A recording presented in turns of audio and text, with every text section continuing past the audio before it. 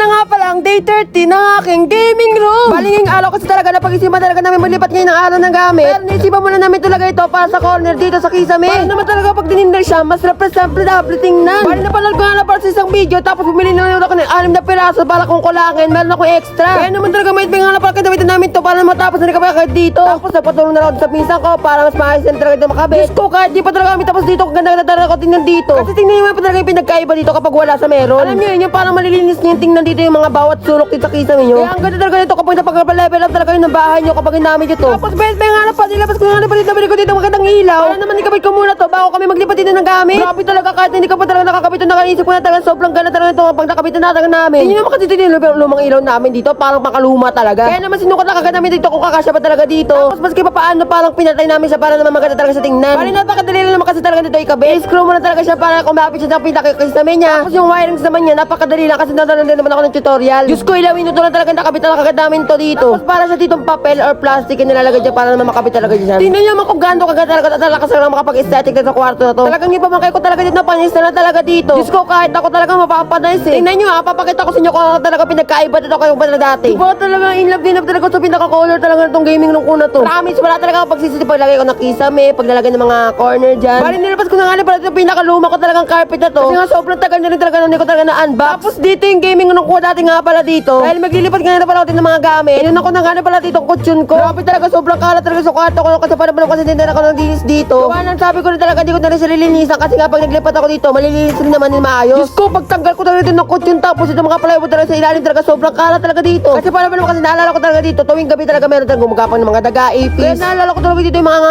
pagkain ko dyan ng mga natitira. Diyos ko, inangay ka talaga ng mga daga. Kaya may nga na pala nilinis ko na nga pala dito. Para naman talaga yung magamit talaga dito malipat ko na sa kabila akong gaming room. Grabe talaga, halos ilang buwan talaga dito yung paglinis dito. Sobrang busy ko rin talaga. Bali susunod ko na nga pala ilipat dito yung computer ko. Pero may nga na pala nagmerenda muna kami dito. Parang ganun pahirapin. Diyos ko, nakakamiss din talaga merienda to. Kasi para kasi yung bata pala talaga ako. Talaga may ko kainin. Tapos yung mga gamit ko dito, mga ibang for example dito, nilinisin nila mama, pinunasan nila dito mga alikabok. Sabi na rin talaga nila dito, tutulungan na rin ako para mabilis kami dito matapos. Tapos nilinis ko na rin dito yung parang papag ko dito para kapag pinasok ko, hindi naman talaga madubit sa kwarto ko. Balik kinabit ka nga na pala namin dito para mamalaki ko dito yung kutsyon ko. Kasi nga dapat talaga dito meron din talaga ako dito bisita. Pero Diyos ko, alas 4 na talaga wala pa talaga sila. Kaya inuna ko na lang muna itong kutsyon na to para kapag nabatin sila dito, makaiga na rin sila dito. Pero kung mapapansin nyo talaga dito yung parang kutsyon ko na parang nayuyupi siya. Kasi nga kung naalala nyo nga dito, yung parang may pinaka-bilate ko talaga dito, pinalitan ko talaga yan. Bali may nga na pala dito, sabi ko nga pala dito, ililipat ko naman dito yung computer ko. Para naman ma-set up ko na rin siya sa kabilang gaming room ko. Kasi paano pa naman kasi alas 3 weeks na talaga hindi ko talaga nagamit tong gaming room ko na to. I mean yung computer ko. Hindi na talaga ako nakakapaglaro ng ML, tapos hindi na nakakapag-live. Sabi ko talaga dito kapag nilipat ko talaga ito, mag-live talaga ako dito ng ML. Kaya bawat gamit talaga sa computer ko talaga nilinis namin dito. Tapos maski pa paano, inayos ko na dito mga wiring. Diyos ko talaga nung naayos ko talaga dito, sobrang ganda-ganda talaga ako dito pagka-set up ko talaga dito. Bali, may nga lang pala dumating nga lang pala dito bisita ko. Diyos ko, may usapan kami, maglilinis kami dito ng gamit, pero huli-huli talaga siya dumating. Kasi para naman kasi bumili pa sila ng lawlaw doon sa SM Palapala. Kaya pagkadating niya talaga dito, halos wala talaga siya dito liligpitin ng mga gamit. Pero meron pa naman dito mga natitira ng mga gamit sa kabila kong gaming room. Kaya sabi ko talaga siya na maglilipat sa kabila akong gaming room. Ikaw ang magka-transfer kasi ka,